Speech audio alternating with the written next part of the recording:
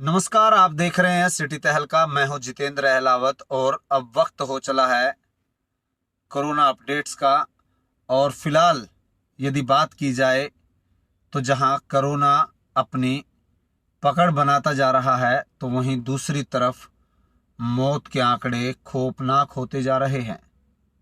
स्थिति यहां तक आ चुकी है कि आए दिन अब मौत के आंकड़े बढ़ रहे हैं और ऐसी स्थिति में किस तरह से इस पर काबू पाया जाए।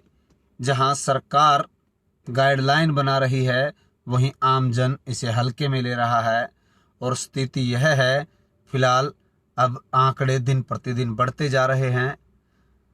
एक अच्छी बात यह भी है कि आज से पानीपत में टेस्टिंग शुरू हो चुकी है और रिपोर्ट्स जो हैं अब दिन प्रतिदिन बढ़ेंगी और उसमें आंकड़े भी बढ़ेंगे। लेकिन अब इंतज़ार नहीं करना पड़ेगा रिपोर्ट के लेकर 2 से 3 दिन का।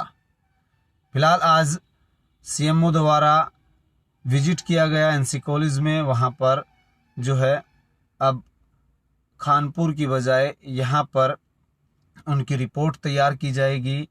जो टेस्ट लिए जाएंगे उनकी रिपोर्ट यहीं से 24 घंटे में मिलने के आसार अब बन जाएंगे। अब जल्द ही पेशेंट को लंबा इंतज़ार नहीं करना पड़ेगा। इसका एक कारण यह भी था कि 2 से 3 दिन जो होम आइसोलेट होते थे कोरोना टेस्ट कराने के बाद, वो कहीं ना कहीं गाइडलाइन का जो है उल्लंघन भी देखने को मिल रहा था। और ऐसी स्थिति में जहां एक दूसरे में संपर्क बढ़ने से कोरोना की रफ्तार बढ़ रही थी, तो आप सभी साथियों से उम्मीद करता हूं कि इस खबर को आप ज़्यादा से ज़्यादा शेयर करेंगे, क्योंकि आपसे जुड़ी खबर है और हमारा दायित्व बनता है कि आप तक वो तमाम चीज़ें पहुंचाई जाएं, ताकि आपके एरिया में इस तरह का कोई पेशेंट है तो आपको भी पता चल जाए और आप अपने और अपने परिवार को सुरक्षित रख पाएं। क्योंकि कई बार ऐसा भी होता है कि आप लोग, सामान्य सी बात है कि सभी इस तरह से सोचते हैं और कई बार नहीं इन बातों का ध्यान रखा जा सकता। तो आप सभी साथियों को बता दें कि आज जो मामले सामने आए हैं वो आज 129 मामले सामने आए हैं। वहीं कोरोना ने मौत के कोरहाम को और बढ़ा दिया है और आज फिर 3 कोरोना से मौत हुई हैं। वो कहां कहां से हैं वो भी हम आपको बताते हैं। यदि सबसे पहले मौत की बात की जाए तो मौत के आंकड़े लगातार बढ़ते जा रहे हैं और पानीपत में आंकड़ा बढ़कर अब 65 हो चुका है। फिलहाल जो है 65 साल की एक महिला जो कि विशन स्वरूप कॉलोनी से है, वहीं 62 साल का एक व्यक्ति ज्योति नगर से और सुभाष मार्केट से 70 साल की एक महिला जिनकी कोरोना से मौत हो गई। और साथ के साथ 129 जो मामले सामने आए हैं उनमें गांव सिभा, जनक गार्डन, अगरसेन कॉलोनी और model town sector 13-17, Parshuram colony, Virat Nagar, Jurasi sector 12 Mittal mega mall के पीछे एरिया से, वहीं अंसल सुशांत सिटी से भी कोरोना संक्रमित मरीज मिले हैं।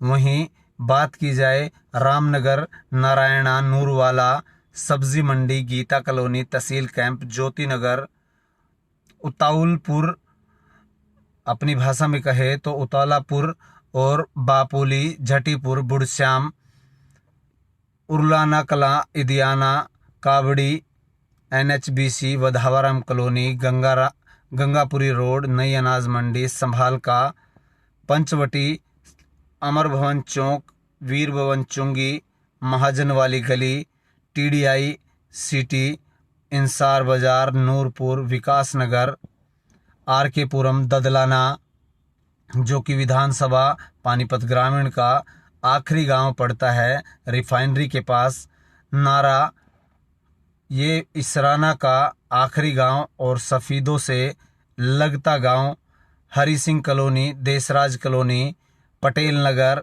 सावन पार्क, दुष्यंत नगर, पलहेड़ी, फौजी नगर, मछरौली, प्रकाश नगर, दीवान नगर, डाहर, रेलवे कॉलोनी, कुलदीप नगर, चंदौली, डिकाडला, किवाना, भाटिया कॉलोनी, मतलोडा, आज़ाद नगर और कुराड़ इत्यादि से कोरोना के संक्रमित मरीज मिले हैं।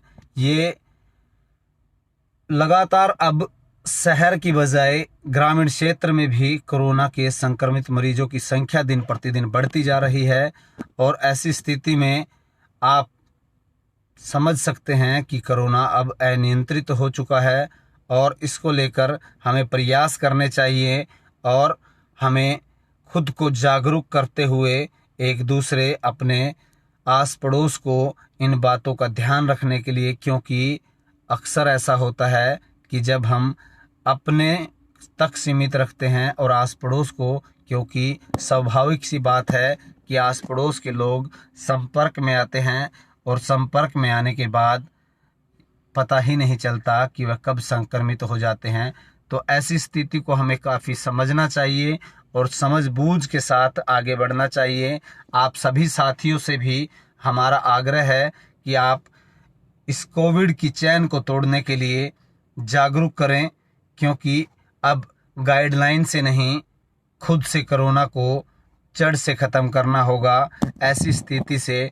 क्योंकि हम बार बार शहर की उन तमाम स्थितियों को आपके समक्ष रख चुके हैं, वो चाहे सार्वजनिक स्थल कोई भी हो, वहीं बस स्टैंड की बात की जाए, रेलवे रोड की बात की जाए, मार्केट की बात की जाए, पानीपत के सामान्य अस्पताल की बात की जाए, और तो और जहां से गाइडलाइन शुरू होती हैं, जहां से गाइडलाइन की रूपरेखा बाहर निकाली जाती है, उस घर का नाम लघु सचिवालय, जहां से वहां की भी स्थिति हम बार बार दिखा चुके हैं।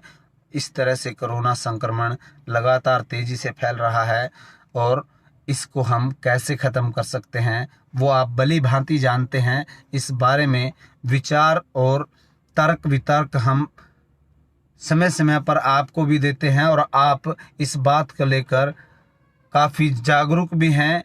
तो हम आशा करते हैं कि आप उन लोगों तक ये विचार पहुंचाए, उन लोगों तक ये जानकारी पहुंचाए और आप अपने लेवल पर लोगों को काफ़ी जागरूक करें, तभी इस संक्रमण से हमारा छुटकारा हो सकता है। क्योंकि अब कोरोना अनियंत्रित हो गया है, तो इसको हम गाइडलाइन के साथ साथ खुद को अवेयर करते हुए लोगों को जागरूक करें, ऐसी मेरी अपेक्षा है। यदि एक्टिव केस की बात की जाए तो 1614 एक्टिव केस हैं। अब तक 5438 कोरोना संक्रमित मरीज मिल चुके हैं। वहीं 75 केस ऐसे हैं जिनको पॉजिटिव होने के बाद ना स्वास्थ्य विभाग ढूंढ पाया है, ना पुलिस विभाग ढूंढ पाया है। और अब तक 65 मौत फिलहाल पानीपत के अंदर कोरोना से हो चुकी हैं। लोग इस कोरोना की जंग को हार चुके हैं।